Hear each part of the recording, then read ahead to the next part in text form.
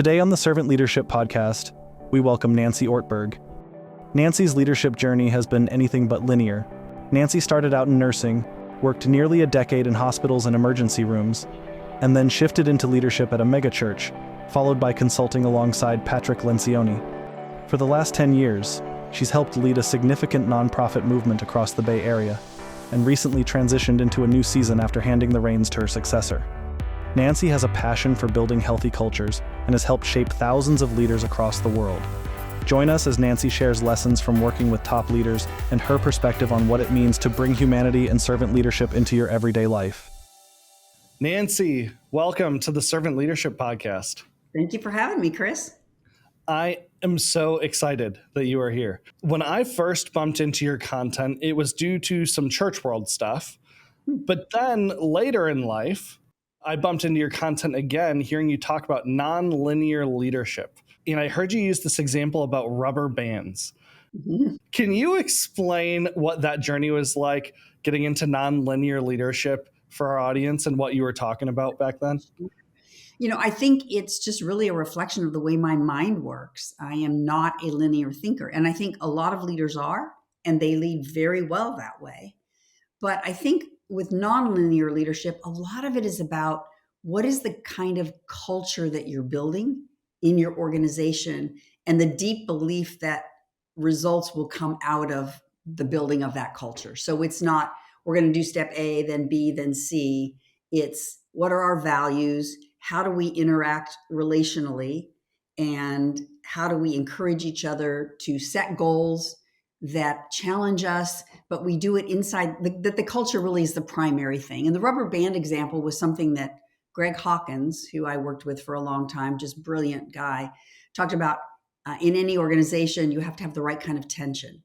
And a rubber band can't do its job. If it has no tension on it, it'll break if it has too much. But when you stretch it just the right amount, it will hold things together. And that always stuck with me.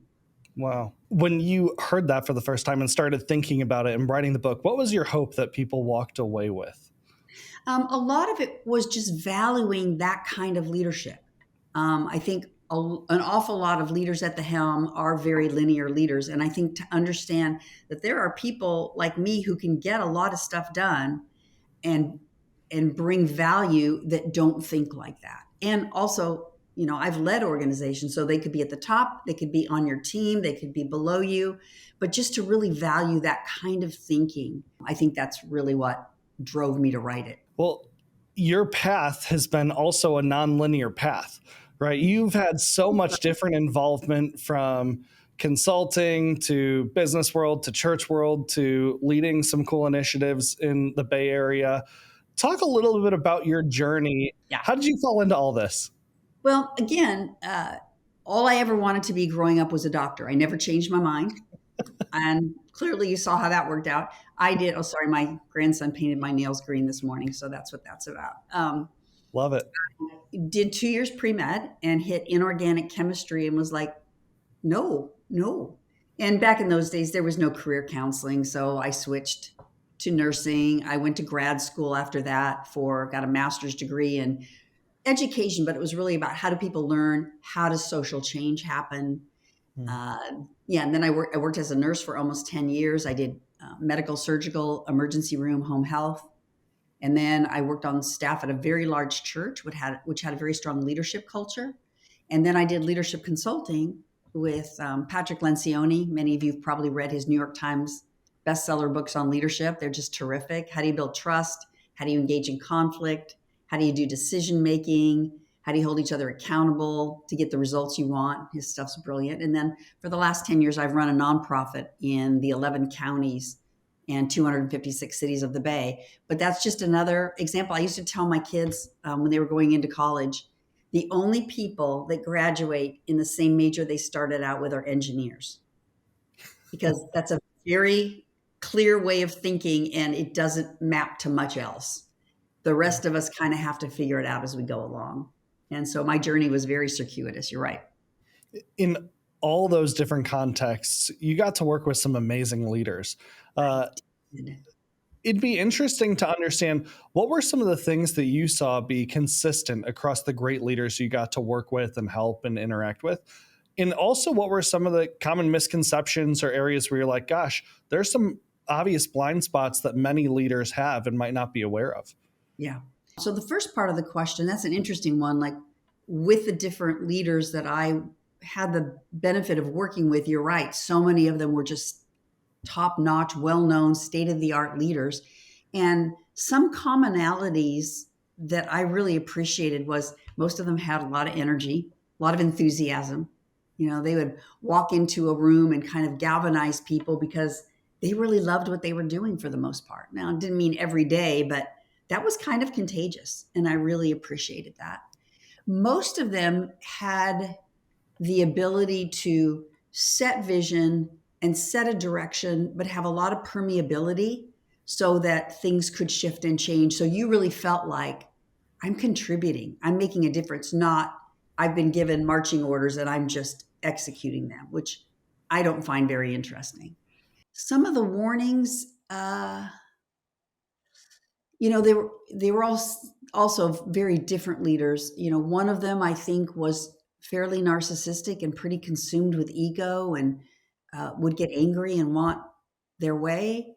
That was not great. One of them really started to bring politics in a very strong way into the leadership, and it was like, oh, I don't think that's a good idea. One of them was so driven I couldn't see straight, and I'm a pretty driven person, but it was just like I have a headache. But overall, I'm just very grateful for the leaders I've both worked for and with. Well, and it's interesting because you kind of had the church world dynamic, you had the organizational dynamic, Mhm. and then kind of thinking about stuff you're doing today, you've taken both of those worlds and almost merged them Right. into what you're doing with the nonprofit you mentioned. How did that come about? And share a little bit more about that. Well, that's an interesting observation. And the first thing I would say about that observation is I think great leadership is great leadership, whether it's in the church, in the hospital, in business organizations, or in what I'm doing now, the merging of the two. I think there's just more similarities than there are differences to really great leadership. This organization that I just finished a 10-year run with, and now I'm staying on part time, and one of the guys I brought on the team, the board approved him to lead. So now I'm working for him. And it's great. I had a leader one time tell me team leadership never works. And I said, except when it does. And of course it can work. And it can also work in this way where Gary worked for me and now I work for Gary. And it's all good. Um, but I think what when the organization was just starting, and I'm more of a startup person. I like the entrepreneurial, the chaos of the start. The headhunter called me and they were 1 year into the starting of this organization. And I said, heck no. And actually, I had two L's at the end of heck. I was like, absolutely not interested. And, the headhunter told me later it's mostly the reluctant leaders that he goes after. He kind of likes that, which I didn't know. But he just kept explaining to me the difference in this organization from other organizations like it. And the longer I looked into it, the more I was intrigued. And then he told me I could back out at any time, which made me feel safe. And then it didn't take long before going through the process where I really wanted to help lead it. And the other thing is, Chris, I feel like after 10 years, the kind of leadership I'm really good at, this organization didn't need as much of.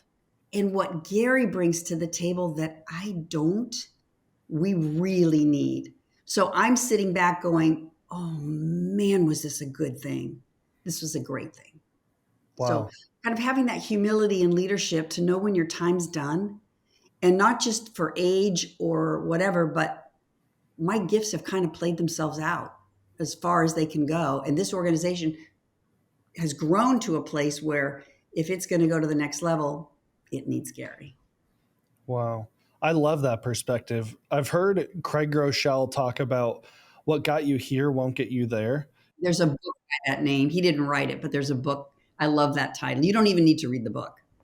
The title's all you need. Well, and I've heard Arthur Brooks talk a lot about there's different points in your life where you are going to be the expert in, and you need to know when it's time to let somebody else be the expert in what you were the expert at and moving on.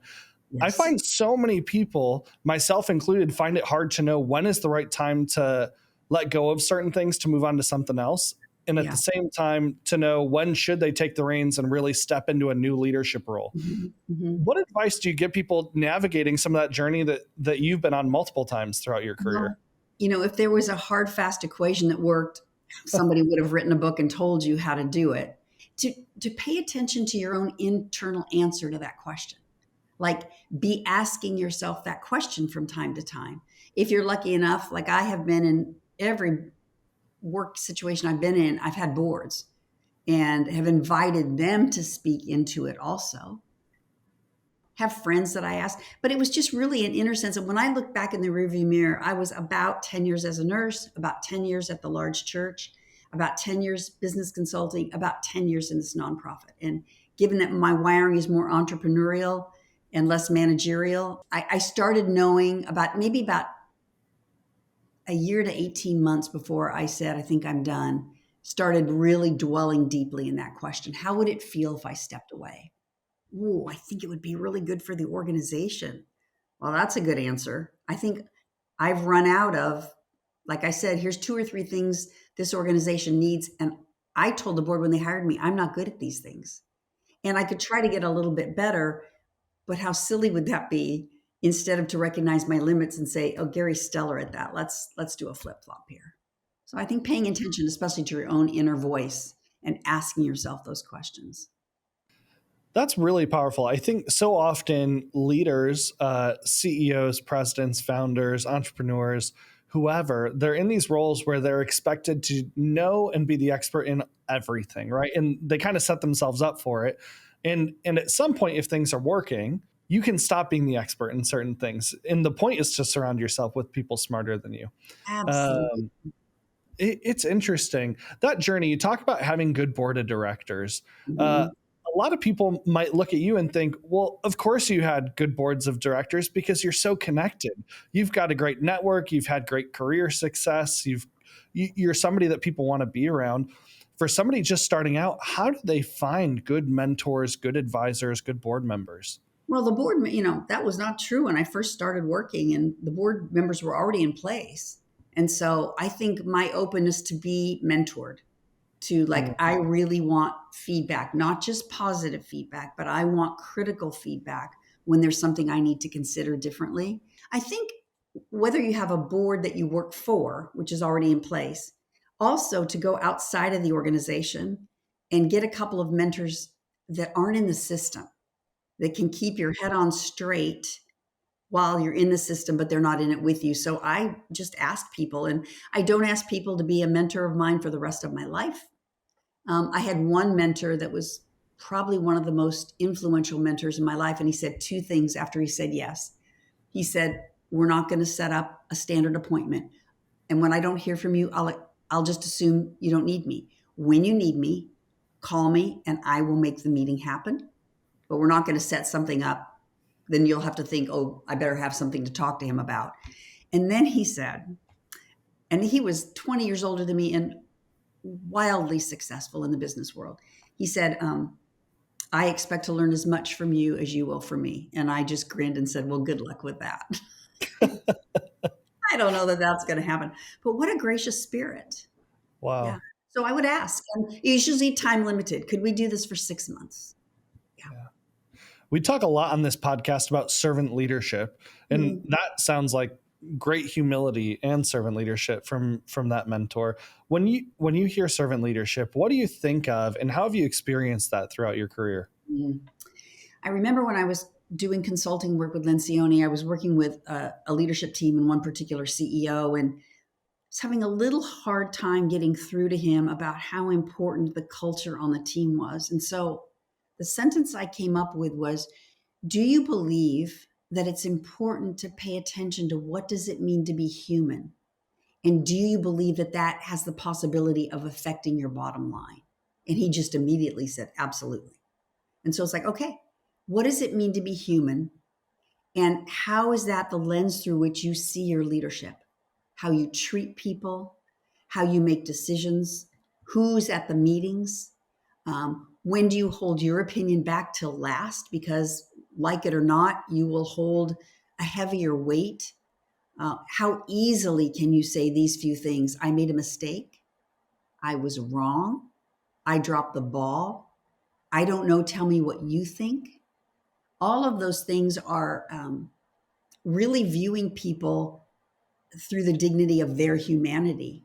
I worked at a hospital years ago in the emergency room, and there was one doctor in particular. We all loved working with him. I mean, he was obviously the most important person on the team, but he made all of us feel like we were imperative on the team, which is hard to do in an ER because you have 2 or 3 people you work with all the time, but you call a code on somebody, you've got x-ray in there and laboratory and um, housekeeping. And he would look at their name tags and he would call them by name and he would ask us questions during the process to make us a team.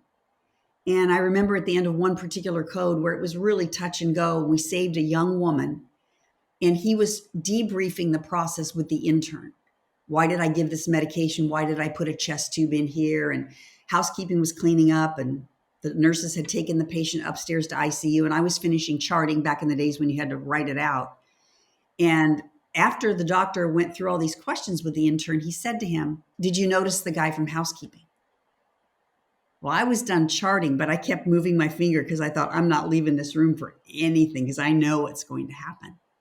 And the intern looked at him kind of frustrated, like, no, like, you're not asking me medical questions. And so the doctor said, well, here's the deal. When we're in the middle of a code, this hospital has the best housekeeping team on earth. They are in constantly putting things back where they should be, cleaning up the floor so we don't stumble over things. And you could tell the intern still wasn't getting it. And so then the doctor said, the housekeeping team's great. The guy that was with us today, his name's Carlos. Carlos' wife's name is Maria. They moved here 3 years ago from Mexico. He sends half of his paycheck home every month. They have 4 children. He named their children. He named their age. And then he said he lives in an apartment just a few blocks from here. And the intern still blank look on his face. And then the doctor put his hand on his shoulder and said, it looks like on the schedule we're supposed to work next Tuesday together. Here's your assignment. You come ready to tell me something about Carlos that I don't already know. It was like, Wow. I would walk through fire for that leader because he elevated everybody on the team was important. Everybody. And that's just one example of hundreds I could give you of my draw to leaders who treat people like that. When I'm going to hire somebody, I will take them out to a meal and I'll watch how they treat the wait staff and the busboys. That's important. Yeah. Wow. I think when people start out on the journey, everyone wants to be a good leader. Yeah. And along the way, even what from the outside we might say, this person's not a good leader, they probably don't think they're a bad leader. Mm-hmm. How do you think people move from being a good leader into a bad leader? Or at the same time, what are the things that you think people need to watch out for to not become a bad leader? Because that's so powerful, that story you share, but it's something that a lot of what I would say great leaders might not think about. Yeah. Hold those 2 questions separately for me because as I answer the first part of it, I'll forget the second part. Yeah. But I think that's a great observation that really hardly anybody starts out thinking, I'm going to be a bad leader. Most people don't. Honestly, the first thing that came to mind when you mentioned it was nobody's paying attention to them. Great leadership pays attention to people and does a 3-to-1 ratio of great feedback versus the one time, Chris, we got to talk about that because that can't happen again. So people need to be paid attention to because then something in them rises to the best version of themselves and this kind of nobility. I want to grow into that. So I think you need somebody that's going to pay attention to you. I think anxiety. Oh my gosh, there's a book called Managing Leadership Anxiety. If you haven't read it, order it today. I didn't write it. I don't make any money off of it. But he just identifies everybody's anxious. The worst thing about leaders is we don't think we are. And it comes out sideways out of us. And so how do we pay attention to our own anxiety? Because our own anxiety will make us fold in and just care about getting my work done and not helping other people or trying to get as much power as possible because I feel so powerless or cutting corners because nobody's looking. So I think not being aware of your anxiety will definitely take you on that road. And then just the whole ego stuff of really believing your own press that I did that all by myself. That was all me. It's like, yeah, probably wasn't. Those are some of the things. When you come alongside young leaders now who are just aspiring to do something great and they're looking to you for input, what are some key things you're thinking about across the board that you're thinking, I really want to instill this in them and I want to help them with these areas that they might be blind to? Yeah, I mean, the first thing I would do is ask lots of questions to hear their story. So now I have a context for development. Now I know, what's going on. I remember one time I had a young leader that worked for me, just terrific. I mean, it's too strong to say everything he touched turned to gold, but it was akin to that. He just was a great young leader. But when we would go out to lunch, he would eat so fast and he would have blue cheese dressing dripping off his lips. And I'd be like, oh my gosh, this can't be my job. Like, I'm just going to develop him into leadership. Well, that is my job because he's going to grow in his leadership and be out with other people. So I finally asked him, what was it like growing up in your house at mealtime? And boy, did that unlock, like asking the right questions, their story. His mom left the family, the dad with 5 kids. He said, oh, it was every man for themselves at dinner. And I said, well, it kind of shows. Let me tell you what I'm seeing when we're eating together. And I just want to remind you that you're an adult and nobody's going to take your food away from you. I still keep in touch with them. We still laugh about that.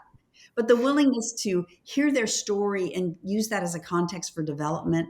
I also want to talk to them about accountability. We're going to develop a culture of accountability. And that goes for me too.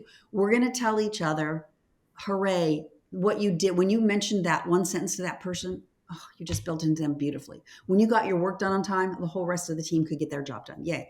Ooh, the way you talked to that person at the team meeting, not okay. Where do you think that's coming from? So we're going to set it up, and they get to do it with me too. We're going to set it up from the beginning that those are the kind of conversations we're going to have if they're serious. But I spend a lot of time trying to get to the root of whatever issue I'm seeing, whether it's a good issue or a difficult issue. That's good. Over the last decade, you've dealt with, I don't know how many, but a significant amount of leaders throughout the Bay Area. And from the outside, not living in the Bay Area, just having visited, it seems like there's so many cutthroat competitions and lots of people at odds with each other in terms of just trying to climb the ladder ahead of somebody else. Yeah. In what you did, you were able to uniquely bring people together in a way where competitors were on the same page, just from seeing some of the things you did. How do you help leaders see beyond the thing they're doing and see into a greater good? Yeah. Oh, that's such a great question. I think it really boils down to vision. What can I say to you in a paragraph or less that is going to captivate the very best part of you and the desire to want to do it with the other people in the room? The limits to what any of us can do alone and what's possible when we work together. Part of our theory of change has been, and it's much more detailed than this, but collaboration is catalytic. If we can all put our egos aside and we can really believe that the greater good is so motivating. Oh my gosh, so motivating. Yes, it is. And again, I know there are pockets and places in the Bay Area that reflect what you said. That's not the majority of companies here. It's just not.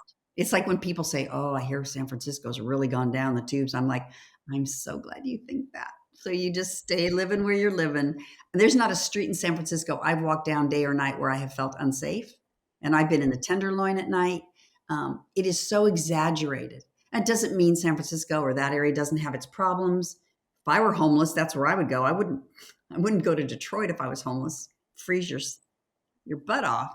But it's really overstated. And I really do believe, in addition to what you're doing for your work, people want to be part of something even bigger. I really believe that. How did you step into a world where you were able to bring your full self to work?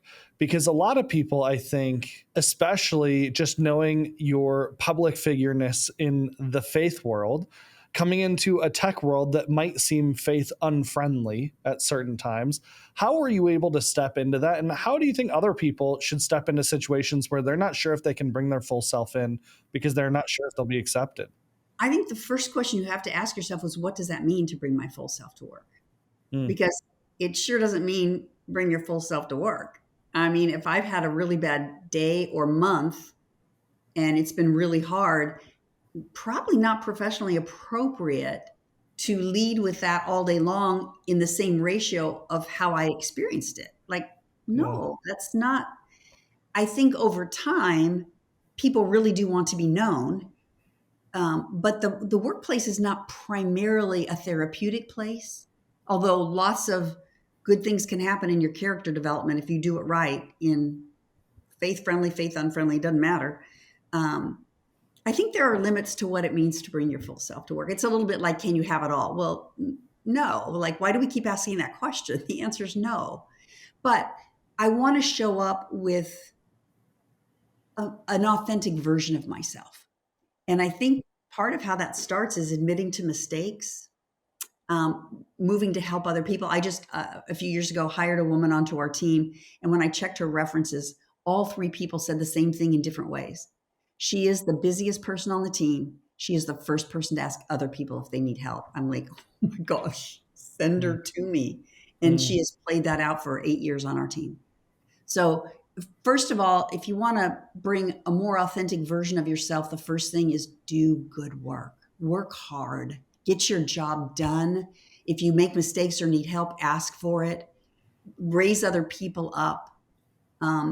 If you're in a leadership position on your team, invite other people to tell their stories. You tell your story.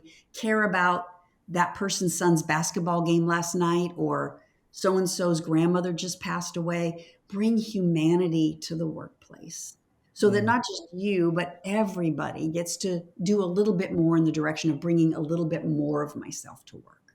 I love that perspective. And I think that that's a great alternative to when people talk about bring your full self to work, because that's such a good and powerful perspective. One of the other things you talked about earlier was the importance of asking questions. Mhm. You alluded to the importance of listening as well. And there's the right time to ask tons of questions. There's the right time to listen, and maybe they go hand in hand. How do you know if you're supposed to be engaging in asking questions or listening, or is it just always some of both? Yeah, it's probably always some of both. I mean, certainly in some kind of meetings, it is the time to make decisions and to ask the right questions so that you get the right answers and make decisions and be pretty productive with that process. If every single meeting you do is like that, wow, I don't think I'd last very long on that team. Mm, So I think our tendency for most people is to talk too much, not everybody. So, for those of us that fall into that category, how do I remind myself when I walk into a meeting or if I'm in the middle of the meeting, might be time to stop talking, Nancy, and mm, ask somebody else a question so that they can give input? And it's hard to know. I went to back meetings one day and somebody just said, your ability to facilitate a meeting is unbelievable. And the next meeting, the lady said, you're talking too much. I was like, everybody's going to experience that differently. So you do the best you can, but I think just the reminder to be quiet and listen, and then ask questions, and then maybe say what you think. And maybe if you can do that flow, it will help. And then honestly, I think the best answer is ask your team. I've been thinking about my ability to listen and ask questions and talk. Which would you say I'm the best at, and which would you say I'm the worst at? What a great question for your team to answer for you. wow. That is a great question. Nancy, I want to finish with 10 rapid fire questions Okay. where I just ask you something and you say the first thing that comes to mind. All right. Who's the first person you think of when I say servant leadership? Max Dupree. 5 words that most describe you. Oh, enthusiastic, curious, uh,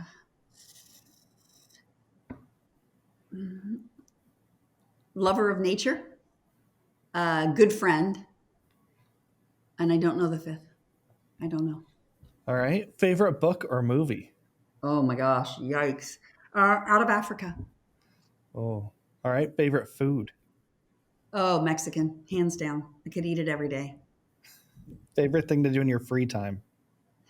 Um, Hike or surf. I do one really well and I do the other one very badly, but I love them both. What's a surprising fact about you? Maybe that I just turned 70. Wow. Yeah.